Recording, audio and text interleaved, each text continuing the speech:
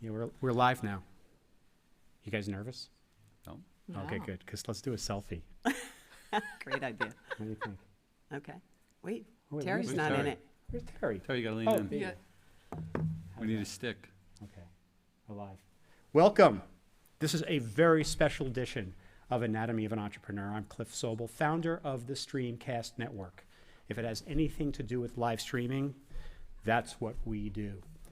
We usually have our program on Tuesday evenings at 5:30, but that wasn't possible for this show. But it is going to be so engaging, you're going to really want to watch this. And if you have questions or comments, please bring them on. Today's show is all about the health of our economy on Long Island. I have on some guests here who are experts in their fields. They are all connected to the HIA Industrial Association, and today we're going to be talking about the Long Island Innovation Park at HIA. Is that correct? That's correct. Oh my God. Now, if I can get your name right, Yeah, try that one. that would be really good. So what I'm going to do is I'm going to introduce our guests, and I'd like each of our guests, including our remote guest, to just give like a little 30-second who you are and how are you connected to this whole thing, not here, but to the Industrial Association. So we'll start with Terry Alessi Maselli. Is that right? Yeah, that's right. So Terry Alessi Maselli, CEO and president of the HIA Live, guiding our efforts, really moving everything forward to really help Long Island businesses grow. Very cool. And next up is Joe Campolo. Joe? Sure. So Joe Campolo, I'm the managing partner of Campolo, Middleton, and McCormick. We're a business law firm here on Long Island, and I serve as the chair of the board of directors for the HILI. Joe, I was reading your bio. Yeah, It took me about an hour and a half. yeah. You do a lot of stuff. I was very impressed. He does. And next is the one and only Kelly. I know I read you as Kelly Morris, but your real name is Kelly Murphy. Kelly Murphy Morris, actually. Kelly Murphy Yes. Morris. And you just told me a few minutes ago that one of my childhood heroes was your father, Bob Murphy. That's true. That's so cool. That's I'm telling you, if my brother were here right now, he would have a freaking heart attack, and we'd have to like scoop him up off the floor, That's- like with Bounty. We'd have to have the quicker picker up. I'm quite glad he's not here then. Yeah, Really. he might ask would you not to be marry pretty. him. He might. Yeah, All right. and then we'd be in trouble. Well, that's a deal breaker for me, so. With my brother, definitely. Anyway, I want to get started because we don't have a lot of time. I know you think 60 minutes is a long time, but it's really not. And really what I want to do today is have a conversation about Long Island, the economy, the business is growing, and specifically the Innovation Park. So the first thing that I want to know is, because I really am interested as a business owner on Long Island, tell me first about the HIA. Terry, can you give me an overview of the HIA? Absolutely. And then what's your core mission? I'd like to know that. Absolutely. So, the HILI is one of the recognized voices for Long Island business, but our core mission is really to support the growth overall of Long Island business, the community, particularly the Long Island Innovation Park at Hauppauge, which I know we'll speak about because we know it's the heart of the Long Island economy. So, we do that, I believe, several ways. One is we help companies brand themselves when they need to get a product to service their company out there. We certainly educate them on current issues. We educate them on how to get across the other side of the table with the CEO. We advocate for them on a daily basis with our partnerships like the Suffolk IDA and the Small Business Administrations. And we offer them real targeted research so they can grow their businesses. So we do a lot for them. It's kind of unique how the park started. I mean, it really didn't start as like, hey, we have this great mission, let's go do this grandiose thing. What's the story behind that? So the park itself, the story behind it is it was a ship-to-shore antenna farm for communication, and John Klein, actually, who was the Suffolk County executive at the time, had a vision, and he said, wow, here's a parcel of land that really can help us really from an economic development standpoint. So he really had a vision back there. Our organization, which was formerly known as the Hauppauge Industrial Association, I think you mentioned it before, began because there was a 3-day power outage in the park. And some business owners got together literally to go to Loco and say, gee, we have to get the lights back on. So our core heart has always been in the park. So we're very proud of what we're doing now with this initiative and how it's grown. What amazes me is that that act of God turned the park into the second largest industrial park in the nation, just behind Silicon Valley. Yeah, and you know what? I often say that the orbits were aligned, meaning, Joe was actually the one who came to us probably it was about 3.5 years ago, I guess, and said, let's step it up. Let's really create a playbook. And he really encouraged us to look at the relationship between Stony Brook University and, at that point, Stanford University, to say there is gold here and there is a jewel here, and we really need to take action and get, fundraise and get everybody's attention with it. So now that you brought up Joe's name, maybe we'll throw this at Joe. Can you tell us a little bit how you stepped it up and a little bit about the Innovation Park and how that all came about? Sure. So, in looking at, it was at a board retreat. So it was an HIA Li board retreat, and we were deciding what are going to be our big initiatives for the next 3 years. And when I was very active at Stony Brook University, they had done an economic impact study to see what the economic impact of the university was on the region. And after they did that and showed the billions of dollars that it had in impact, a lot of resources came to the university. So Terry and I sort of conspired, and we had our other cohort here, Kelly Morrison, and we were all sort of talking about, you know what, there's probably a tremendous economic impact that this park has on the region. So on a whim, we grabbed some MBA students, and they did an economic impact study, and it was unbelievable. The numbers were staggering in terms of the impact it had on the region. What did you find out? Well, we found out that, 1 in 20 jobs on Long Island are inside the park. There's almost 1,400 companies there. There's about $13 billion in economic impact. And the biggest piece that you alluded to is we found out that it's the second largest industrial park in the country, second only to Silicon Valley. Now, a lot of people don't know this, but, Silicon Valley used to be called the Stanford Industrial Park. And they had a collaboration with Stanford University, and then a magical little chip was discovered there, and the rest is history, right? Mm-hmm. And it's because of marketing, it's because of publicity, it's because of really recognizing the great innovative companies that were in Silicon Valley that made it Silicon Valley. So what we did was we all conspired together to take that here on the East Coast and roll it out, start highlighting the really innovative companies that exist within the park, and off and running we are. So here's a question I have is that, did you do this because, hey, this is a way for us to build it? Did you do it because, we need to? Or did you just do it because you just felt it was an evolutionary step? For me, I'm so tired of hearing people complain about Long Island. Long Island, to me, is the greatest place in the world to grow up, to have a family, and to run a business, right? And if you listen for years, you just hear a lot of problems with housing, a lot of problems with taxes, a lot of problems with congestion. And I was like, you know what? I'm really tired of hearing people complain about Long Island. We have great things going on here. And let's look right in the park, literally right in the center of Long Island as to what's going on. There's companies in there winning Academy Awards, Emmy Awards, redefining healthcare, doing all these amazing things. And nobody was talking about it. So, we said, enough's enough. We're a business advocate. Our entire group is to advocate for businesses. And we're going to, stop apologizing for Long Island, and we're going to let the rest of the world know how great it is. It is great, and there's so much going on here, and there's so much to do, but it is so expensive to live here. How do you handle something like that? That might be a cue to me, huh? Yeah, I think that Kelly? So we jumped right to my dad. So I'm going to back up a bit and say I'm the Deputy Executive Director of the Suffolk County IDA. There are 8 IDAs on Long Island. Yes. And we are economic developers. So we help businesses create jobs and grow the economy here. So it was a very natural partnership for Terry and I. We actually contracted with Regional Plan Association back in 2013.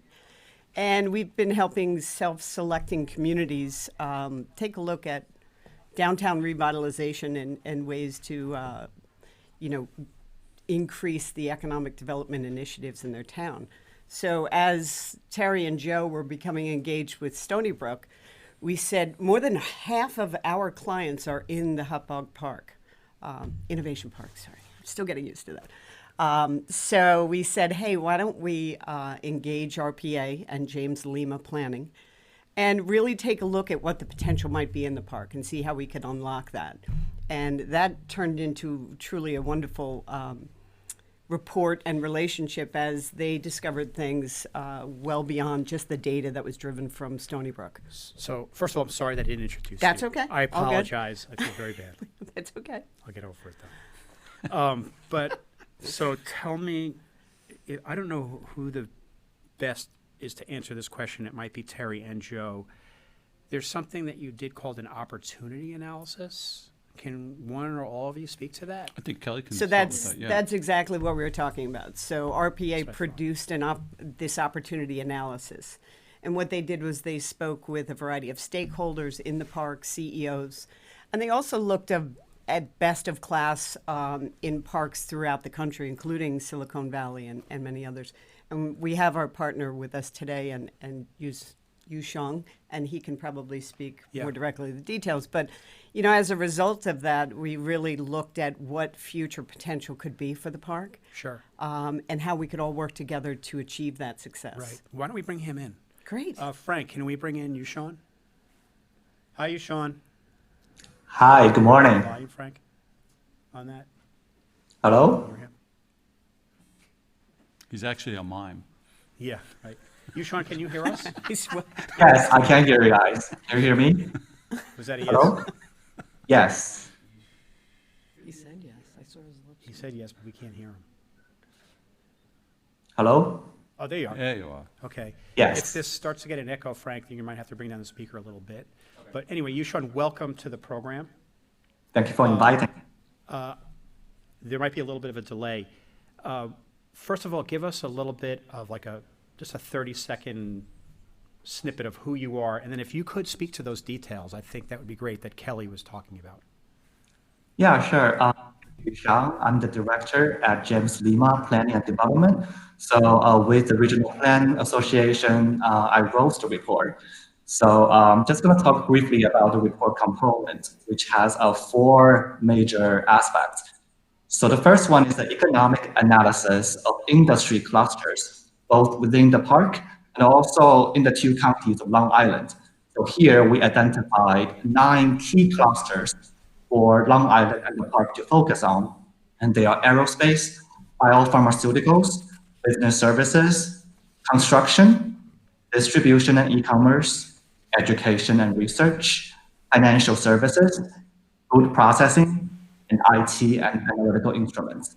And as Kelly just mentioned, in doing this analysis, we really talk to the individual business owners and also civic associations, as well as institutions and government officials to understand like where those businesses stand and what are the barriers to their growth.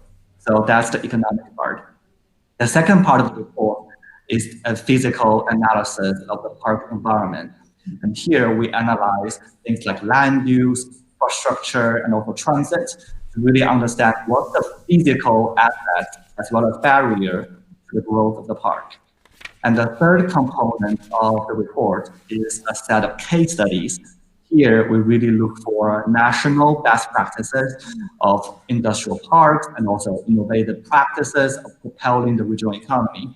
And here we look not only the brick and mortar development, like paving the street and building a new center, things like that, but we also look at the managerial and operational, those intangible things that organizations like HIA Live can really advocate for. So a lot of these case studies begin to form the basis for the recommendations, which is the last part of our report.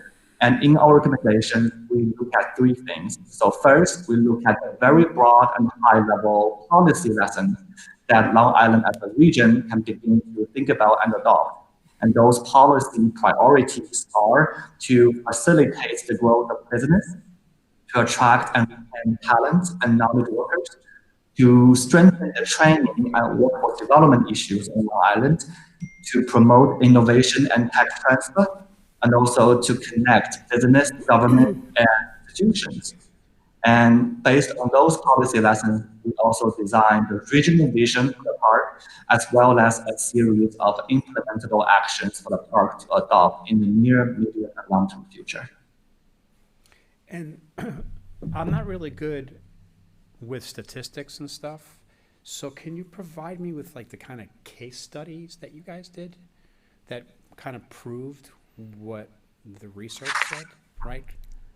Like how did, I guess what I'm trying to say is you had to do all these case studies, and like there must have been like patterns you found in these case studies. Mm-hmm.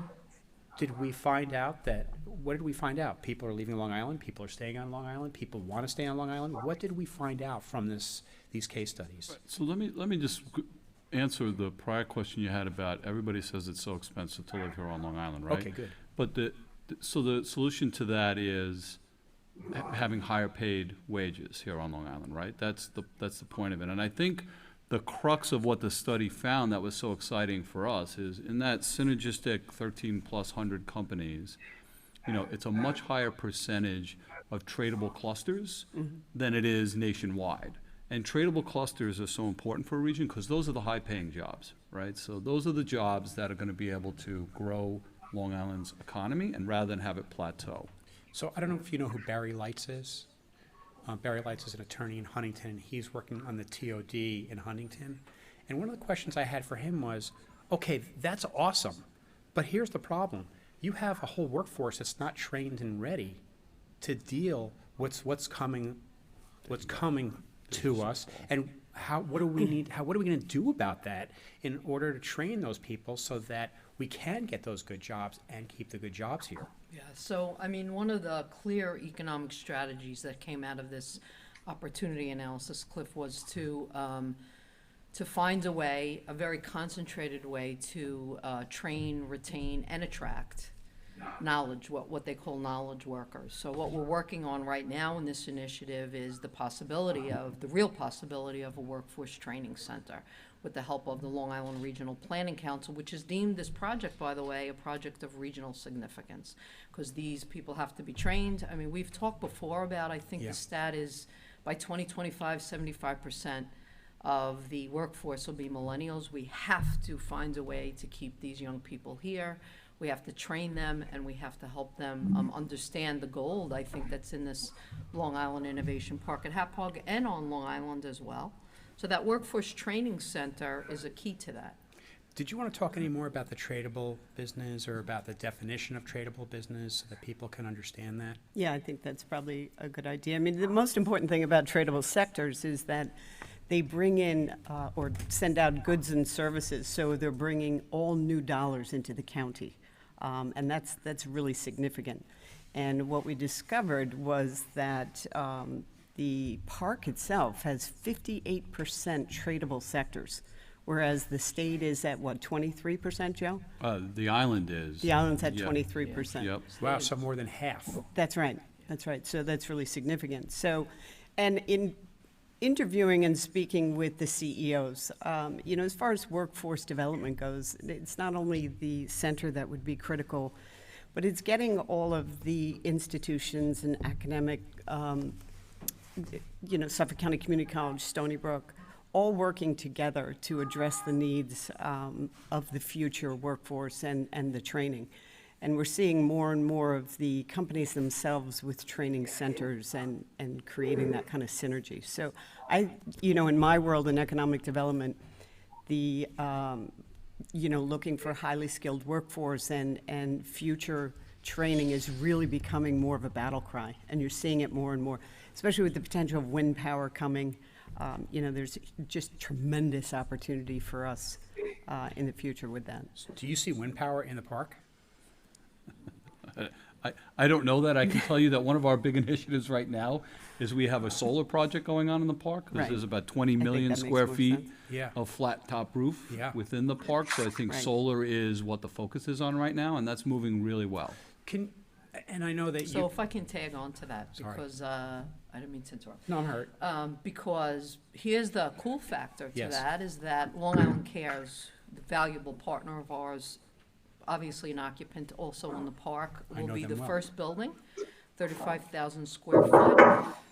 That will generate about 350,000 kilowatts, and 100% of that energy with this solar project will go to the needy, the Oh, that's underprivileged, so cool. and the That is. food insecure. That is, talk about a cool That's factor. amazing. That's That is Harry Chapin of the cool. 21st century. Yeah. Yeah. So, you know, there's a lot of firsts in this innovation park, right? And that certainly is one of them, but as Joe said, the solar project is really important. It's an offshoot of what we're doing. I know I'm getting off topic a little bit, but with all the reading I've done about the park, I can't help but liken it to a TOD on steroids.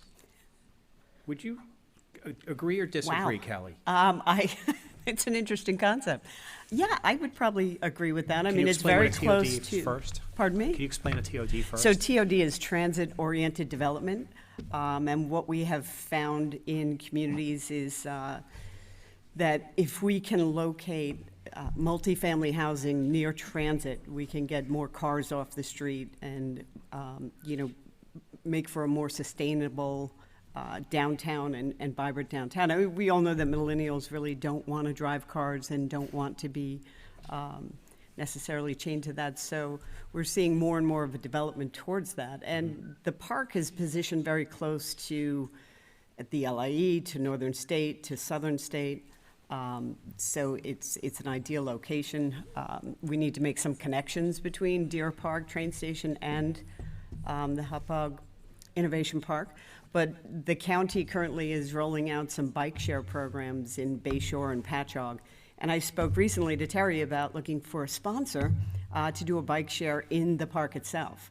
So there are a lot of people that are interested in not only, walking for exercise at lunch, but potentially connecting to the train station for commutation back and forth. So there are these main arteries that go north and south in Suffolk County. There are. And those main arteries really are part of this, helping solve this transit issue we have, because we have a horrible public transportation right now, right? It Right. doesn't mean it will always be like Right. that, but it's No. really not great.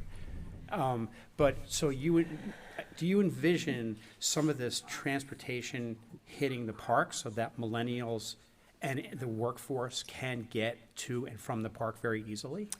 Yeah, I mean, one of the main initiatives of County Executive Steve Ballone has been a Connect Long Island plan. And that's an economic development and transportation plan for north-south routes. Because we all know everything, all the trains run east and west, the LIE, all of the major highways. But we've got to strengthen the north-south corridors, as you just mentioned. And Sagnicos is one of those that's being looked at. Right. To really be strengthened 110. for Connect Long Island. 110, Sagnicos, and Nichols Road. Right. So Oh, and there's, Stony Brook is so important because there is so much medical, pharmaceutical in the park. There really Which I is. know I'm changing topics again, but it That's just made okay. me think of it, is that, You're outrageous. what's that? You're outrageous. I know. Yeah. Wait till I get to the Howard Stern part of the interview. So, but what the university there provides and how it connects to the park is also very important. Right, so let me just touch on that, because one of the great ironies of Suffolk County development over the last 50 years has been the two greatest hubs for commerce have been Melville and Hauppauge, neither of which are at a train station, right, which is challenging in and of itself. And then Stony Brook University has high-tech incubator and a center of excellence, and I live down there, and it's almost impossible to get to by by car. The train with the third rail, I think, is going to become a much better way to get to Stony Brook. And so now I think what we're doing, and again, the county's made it a priority, and we think that's great, is how are we now, ex post facto, trying to figure out how to undo that whole thing, And so there's really great minds working on that. We're pretty excited. I think technology is going to play a great part in it. If we could solve the transportation issue on this island, man, we would probably give Manhattan a run for its money. absolutely. Yeah, sure. Well, Because second there's- and third track are certainly addressing that. I mean, reverse commute is very close and east side access, so those are all going to contribute to that. What is some of the things that the IDA is doing, the Suffolk IDA is doing? And actually, I read the whole history on the IDA. Do you know that started before the Civil War? I did not. It actually started right after the Civil War, the IDA. Because to help 1975 was when. Yeah, that was part of the Emancipation Proclamation that I didn't No, read. it's actually right after. And states slowly started bringing IDAs around the country because it was Right. actually it's a federal thing. Yes, IDAs. yes. So, but can you tell us how I know I get off topic a lot. Can you tell us how the IDA is promoting what the Innovation Park is doing? Sure. So, as I mentioned before, more than half of the clients that we deal with operate inside of the park. So, what the IDA does, and we talked about the high cost of doing business here earlier. So, we offer financial incentives to companies looking to remain, expand, or relocate to the county. And what those financial incentives do is allow a short-term savings for a company to have long-term growth. So it really kind of lessens that burden when they've got to move or expand. So we meet primarily with CEOs, we tour their businesses, and it gives us a real inside look at what the companies are manufacturing. Talk about a tangent. What's happening in terms of manufacturing on Long Island is really, really amazing. And the many things that are being produced in the park, not just pharmaceutical and nutraceutical, but a variety of other things. So we work together with Terry, and many of our clients obviously become her members. We performed this study that we've been talking about today, primarily so that we could really unlock the potential in the park and foster that growth. So, and figure out what does that look like? Because one thing we didn't talk about earlier was that Smithtown created an overlay district, which was kind of behind this whole initiative. What does that mean? So an overlay is a change of, it's a zoning speak or zoning language, and it allowed for increased height and density on the perimeters of the park, and things like outside storage, which are very important to industrial users. And because, just as you rightly point out, what is that? We wanted to translate that for the builders and the owners in the park and say, all right, let's look at what the overlay would provide for. And let's translate that and say, okay, you can now do 6 stories on Motor Parkway. You can do a mixed-use office space, which is the flex office. You can have retail or exercise on the ground floor. So there are a variety of uses, and we wanted to really kind of let people know the expansions that they could do to their buildings, not only, in height, but also, outside storage and parking and that sort of thing. So, and the town's been very responsive. We found, and Yuzong could probably speak to that, but we found there were a lot of things that were very cumbersome about the zoning. And the town that Terry has worked directly with Supervisor Werheim and his planning department. They've made a lot of modifications to look at what could make that more user-friendly for the business users. Right, Terry? Some of the things that you were working on, you might? So, and by the way, this collaboration, I think, and Joe will agree, is collaboration at the highest level we've ever seen, I believe, on Long Island, really, with just a bunch of great partners. We found several things. Again, we talked a little bit about the timing was right for this. It needed to happen, but the timing was also right because not only were overlay districts created, but the town of Smithtown was creating a total comprehensive plan. Right. So at the same time this is going on, we're giving them feedback into why it's so important to have sidewalks when people walk in that park, why it's so important to upgrade lighting, why it's so important to have a park-like atmosphere where people can join and there's a sense of community. So it's all happening at the same time. You, Sean, did you want to add to that?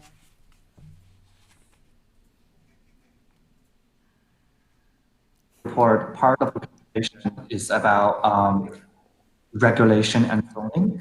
So here we talk about a variety of recommendations, such as amending the use groups, heights, density requirement, as well as opportunities to put mixed use development and housing at certain locations that make sense within the park.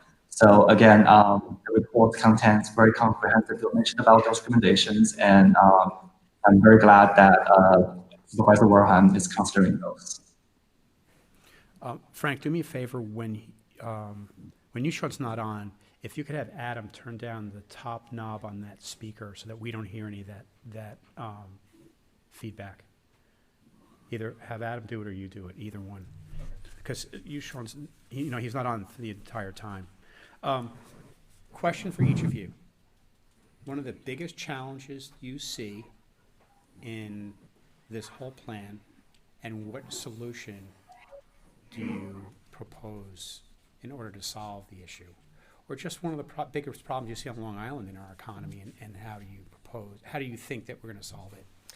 Yeah, so, I mean, over and over again, as Kelly mentioned with this project, we spent a lot of time with them going to stakeholders meetings, and over again, we'd hear two things. Their inability to fill a talent pool, which we've talked a lot about, number one, and I think where that translates is our inability as Long Island region to really anticipate what we call the next economy, and to really keep the kids on Long Island, but really take a serious look at workforce training, as we mentioned, a big solution. And listen, my belief is we haven't done a great job, Cliff, at really letting these kids and these people know what's inside and outside this park. That cool factor that the Google might have and the Facebook and the LinkedIn might have. But what we're finding through this project, right, is some phenomenal companies. The world's largest over-the-counter drug organization right in the park. A gentleman who manufactures cameras won 6 Emmys right in the park. Tiffin, yeah, Steve Tiffin. So I think two of the solutions, immediate solutions, that this initiative really is looking at right now is our ability to better brand and really get out there and show the visibility and give this park an identity. It never had an identity. It was a group of buildings. right? It now has begun to have an identity. That's because it was grassroots. Yeah, Right? absolutely. So because it was grassroots, it just kind of grew.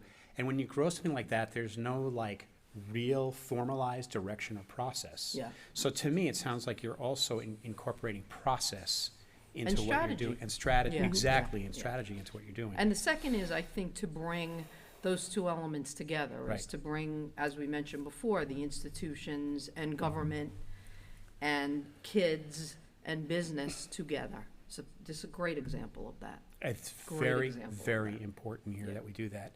Joe, I'm going to kind of change it up in you a little bit because you're a lawyer. Legal challenges and how you think we can solve that problem. Well, I'm not going to answer that question. I'm going to answer the business solution question. Wow, he sounds like a politician now. This is good. Because I think that the question you asked, in my opinion, is an important one to put on the table. And that is, Long Island, when the Great Migration occurred, which were my parents coming out here from Brooklyn, from Queens, from all the places, it was backwards thinking in terms of come out to Long Island, get a job working for the government. Your greatest asset is going to be your home. Okay, so property taxes became what was focused on. And those tax dollars, real estate tax dollars, are, those are non-productive tax dollars. They're great for infrastructure spending for government and anything else, but they're not growth-related tax dollars. And one of the things that the IDA does tremendously well, and why I'm so supportive of them, is they trade, non-productive tax dollars, and they incentivize companies to create creative and productive tax dollars, right?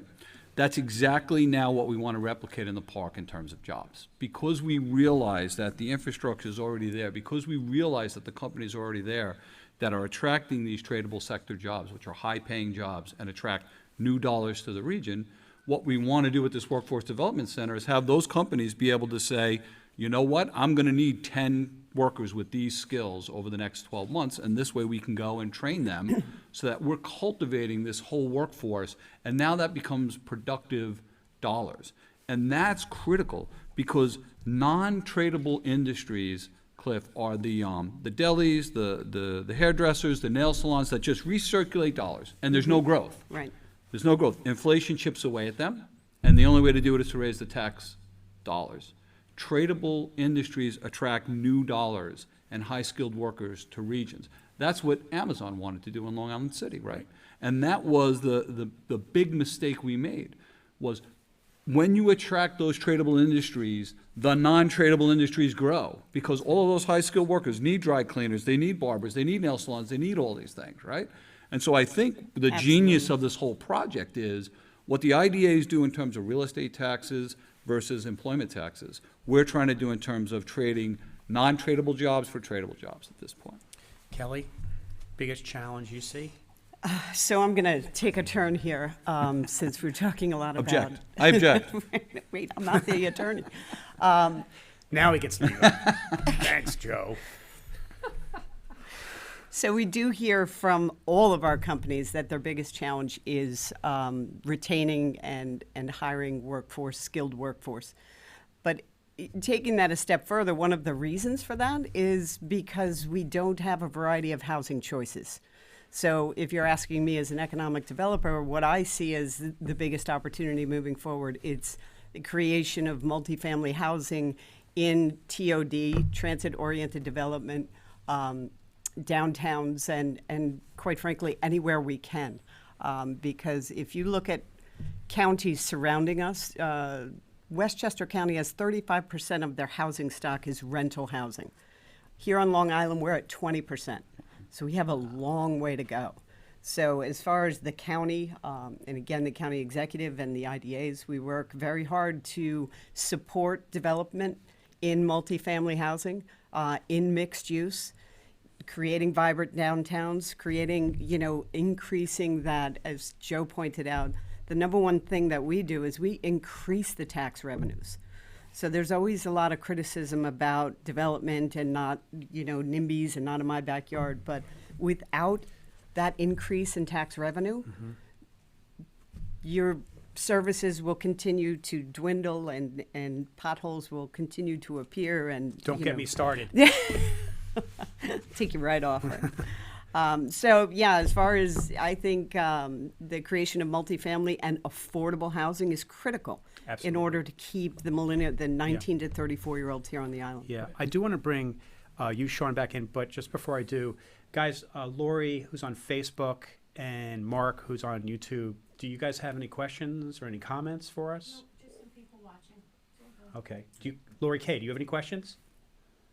You live in Hauppauge. I do, which listening to all this. You I better live have a question. In Hauppauge. So for me, the reason when I, 20 years ago, when I grew up in Huntington and got married and needed a place to live, you start scanning, and Hauppauge was one of the places that stuck out because it gives you a huge tax break living in Hauppauge, and the school district is great, and I just think it's a great place to live. It's very much community oriented, and I live like across the development, right across from the industrial park, so I can actually walk through it. But they're now widening the road on New Highway, to make it bigger, which is a huge thing, because it shows the growth of development, and they just put that building up on the corner of Adams and New Highway, and so it's nice to see that things are moving forward. Okay. So it's nice. I happen to love the town of Hauppauge.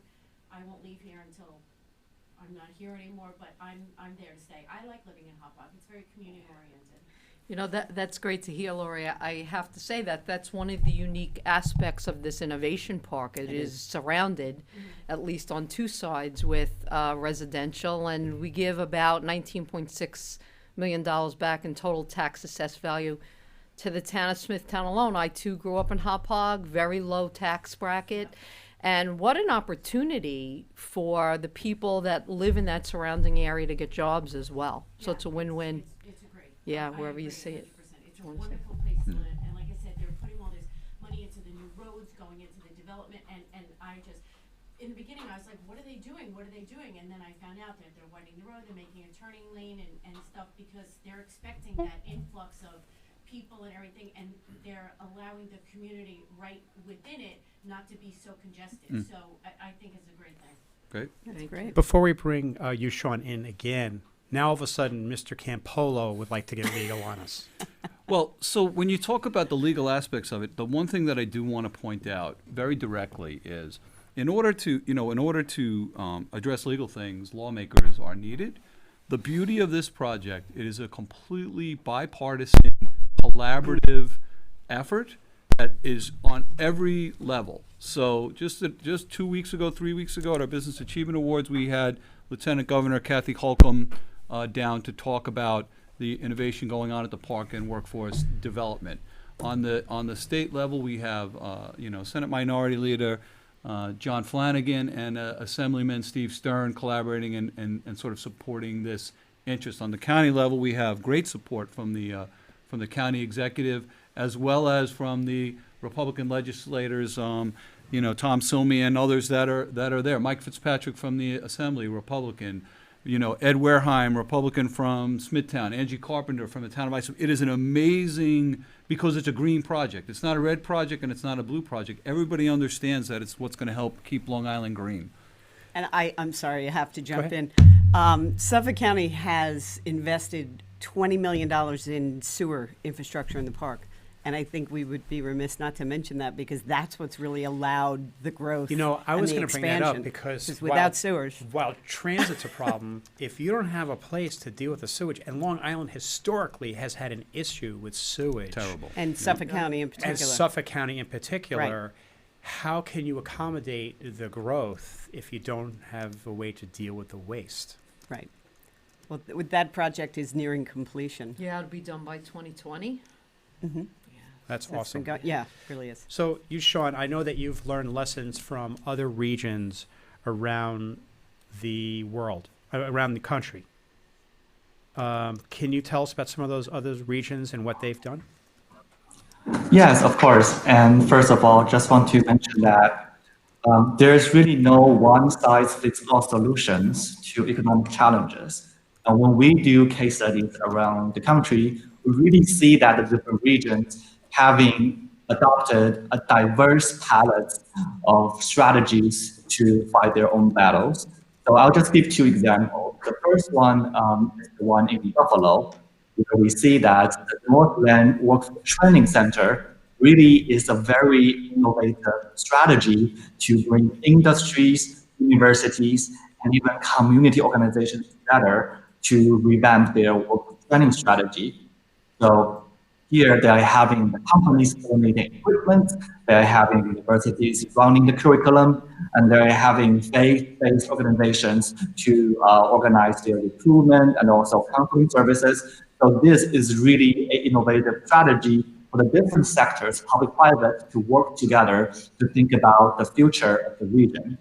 And a second example that I want to highlight is that you don't always need to build and operate a large facility in order to improve the economy. Sometimes the intangible thing, the operational and managerial things can also go a long way. So in Cambridge, Massachusetts, and also in Atlanta, Georgia, we see organizations that specialize in programming and running social events within industrial park. And they're very important because what they're doing is that they're literally producing the social glue that bind people together so that the businesses, the workers, and also academic institutions nearby, they have a place to go to do something together. And it is those kind of social programming and activities that make a park lively so that they have the energy, people have the chance to talk face to face and become more innovative. Because at the end of the day, innovation is one of the biggest challenges and opportunities for Long Island. When we do the research, we find a paradox. Like on the one hand, we know that Long Island has such a big cluster of institutions and research agents and research entities that are producing a lot of talent. We have PhD researchers, postdoc researchers graduating from Stony Brook, Coastal Harvard labs. However, after they graduate, they either go to another region or they go to finance, because for those biologists, they do not really find the existing companies on Long Island to hire them, because a lot of the companies that produce the drugs, they do not really have a very strong appetite or capacity for R&D in-house. So here we really need better collaboration between the universities and industries so that the tech transfer can happen at a larger volume so that the talent graduating from universities can find a place to go on Long Island instead of going to another place or moving to another industry. I just want to follow up with that because I remember it was probably way before I got involved with the HIA. I completed an executive MBA program up at Sloan School of Business at MIT, right? And what they use as a case study was Detroit and Flint, Michigan, which basically built their entire economy on manufacturing of cars in the auto industry. And when the auto industry in that region failed, the whole thing failed, right? And what they found with the studies was companies weren't giving enough credit to the asset of entrepreneurship and innovation in terms of their working capital. When right? you say credit, do you mean, hey, you did a good job, or credit like, hey, this is how I'm going to help you? No, credit like when you're looking at a company and you're assessing its value, you know, you look at a balance sheet, you look at a P&L, but you also have to look at the entrepreneurship and innovation of their working people, Okay. right? And so I think what we do really well at HIA, because Long Island could have been the same cemetery, right? When Grumman went away, we could have been the same cemetery. Totally. And right at that time, 40 years ago, when HIA started, what we are trying to do now is bring entrepreneurship and innovation as an asset to Long Island companies, because that will propel us to find the solutions to the challenges that we face. If we don't have that, all the money in the world's not going to save Right. what that is. And so every day Terry's leading that charge, right? And that's why it was so important for us to rebrand it from an industrial park to an innovation park. We want to demonstrate the entrepreneurship and innovation that exists within that park, because that's our strongest asset right now. I think that's so smart because Thank you. was it your idea? Oh, but I'll take credit. I don't say a lot of things where people follow up and say, I think that's so smart, so I'm going to run with it. Okay. Well, I'm going to say that it is so smart, and I'm going to tell you why I think it's so smart. It's because when a lot of these regions that did fail in the car business, it's because those towns leaned heavily on one business Right. or one industry. That's right. And basically, I think what you're saying, Joe, is let's fan out. Let's get into all different vertical markets. Let's get into all different industries. And that way, if one goes belly up, we're still okay because there's 30 more right behind it. Yeah. Is that correct? That's Absolutely. exactly right. And Absolutely. that's why when Yusheng identified the 9 tradable clusters that are key to economic growth, right? And nationwide, you know, there's 38% of those in any industrial cluster. But in the Hauppauge Industrial Park, there's 56% of those. That's giving us bandwidth way past aerospace and other types of industries. I don't know if you talk in terms of vertical markets, but how many are there in the park? Do you know? We don't, but what we do know is that, as Joe said before, 58% are tradable. So, you know, it's interesting. I don't know if we can pull up. Can you pull up, Cheryl, the new logo? So I want to go back just for a second because we talked a little bit about. Unless Frank has it. Someone has it. Visibility and branding. You know, that's one of the big things that came out of this. There you go. That's one of the big things that came out of this. This opportunity analysis, and the first thing is how do you facilitate that business growth that we spoke about is, I'll go back to what I said before, which is this park had absolutely no identity other than a very large cluster of buildings all in one place and a lot of traffic. We knew that, right? We knew that and there geese. was, and geese, yeah, still geese. And not one sign introducing And not one it. sign. So, you know, they said to us, in order really to ground level attract people, ground level attract a talent pool, ground level look at what you're doing is to be able to create an identity. So we went out to several people. We went out to, obviously, the occupants and the CEOs in the park. We went out to the county, we went out to the towns, and we went out to groups of young professionals and said, how do we rebrand this? How do we look at this? And we came up with the Long Island Innovation Park at Hauppauge, and then we began, Joe and I, to take it on the road and really go in and interview some phenomenal companies with a Business Grows Here campaign. And I think that's one of the first pieces to getting this message out there and to really helping Right. people understand what it is and what it can become. So I have just a couple questions left, and then I promise I'll stop bothering you folks. Except for you, I'm going to continue bothering you. Oh, great. Millennials. Millennials leaving Long Island, not thinking Long Island's cool. So we need to speak to that because there has to be not only the actual work in having jobs for them, but creating the perception that it's cool. Yeah. So I'll what I said before is I don't think we've done a great job on Long Island just in general. at really parlaying why we need them, what this is all about, and the opportunities that we have. And I think this project gives us a great opportunity to do that, to tell them what's cool in this park, what are opportunities for them, and to bring them to the table in particular. And part of that's, I guess, the training center too. Absolutely, absolutely. Do you guys have any comments on that, any of that? I mean, to me, millennials are no different than any other generation that was trying to find their way in life, right? And it's an experience economy right now, so they're all about simplifying their experience, which makes work and housing integral parts of it, right? And we're in chicken and egg on Long Island. Chicken and egg insofar as we're trying to get housing that can attract them, but it's still not as affordable as it needs to be, which means we have to raise the wages of the jobs that are available here so they can afford the housing even as it goes in, right? So I think that's incredibly important to understand that it's not just one thing. Housing gets talked about a lot, and I get that on Long Island. It really is, but to me, jobs is, either the chicken or the egg that's going to be able to help solve that problematic, because you're not going to get developers to want to build apartments or other sorts of, housing here if they're not going to be able to make a return on their investment. So it's a Right, lot. that's that chicken and egg. Yeah, it's a That's lot exactly- Makes a lot of, of it's a sense. lot of And that's a stuff. challenge, so. Huge challenge, and that's- that's where that's our where good the friends IDA at the come in, IDA sure. comes in. Exactly right. Well, and 10 years ago, we talked about creating vibrant downtowns and cool downtowns and how we were going to do that through economic development initiatives. And back then, the only game in town was patch hog.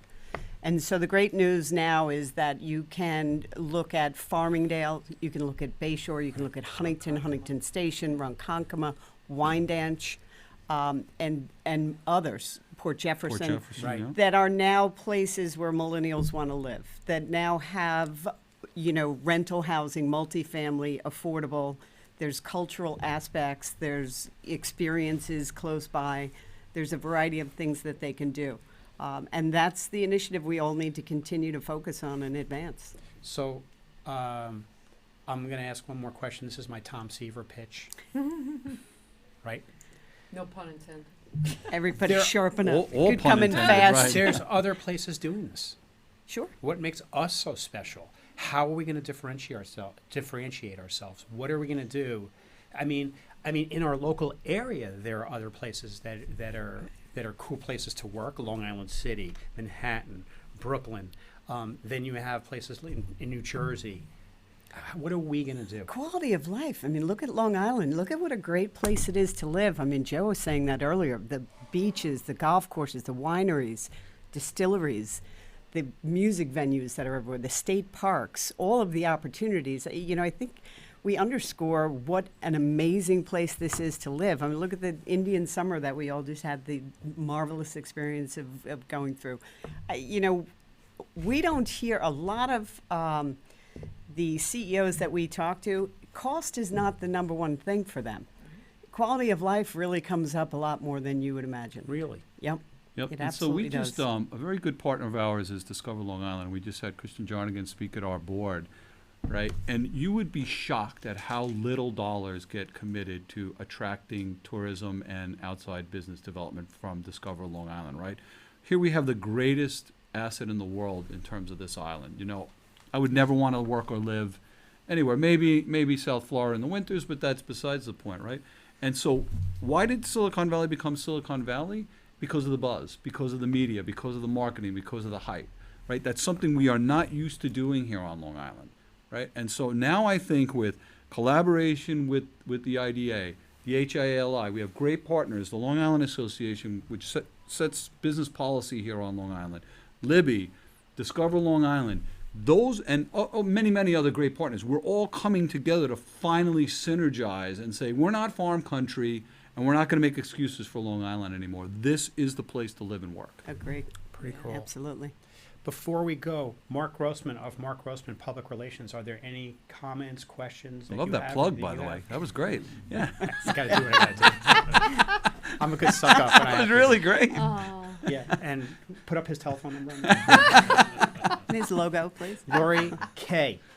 Any comments, questions? Yes, Mike Inamorata. He's a Long Island-based tech recruitment firm and currently serves a few companies in the industrial park, and he's looking to do more. So how could he get more involved? Yeah. How does he become a member? Something like that. Yeah. He's actually a We actually, the other half of this building is a shared office space. I've actually created a TOD right here in East Northport. I don't like to brag, but we have a shared office space, and he's actually a member of our shared office Great. space. So Mike, hi Looking to Mike, do how are more. you? So give how us a could he call get as more your first involved? step. How does he become a member? Sorry. Something like that. He's actually we actually, the other half of this building is a shared office space. 631-543-5355. I've actually created a TOD. So give us a call to become a member, and we'd be happy to have a sit shared with office you. space. and- Help. Help!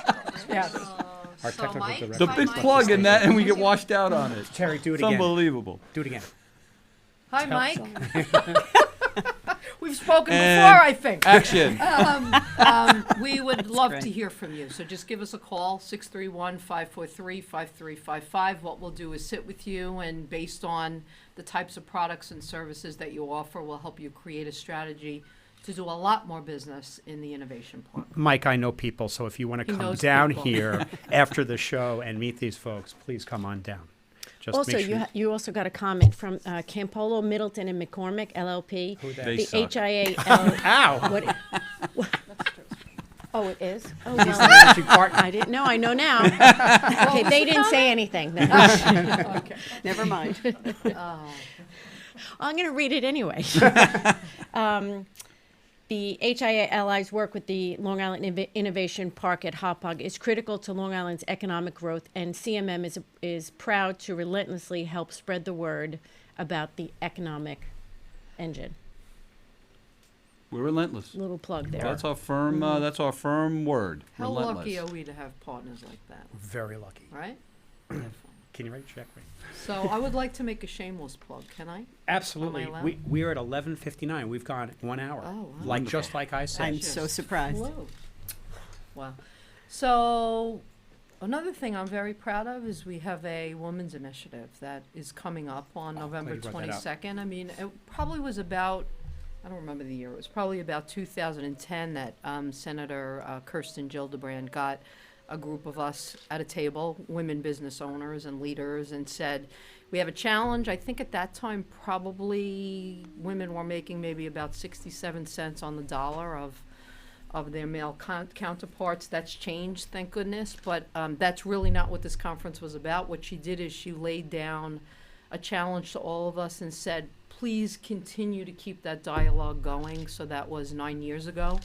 So we run a conference every year, and what I'm most proud of is it's not a male bashing. It's about really how do we bring women more to the table and talk about having a voice and being a great business person. Not about being a woman, not about being a man, not about being a cat or dog. It doesn't matter, but Right. being a great business person. And it's really grown sea legs and gotten some great leverage.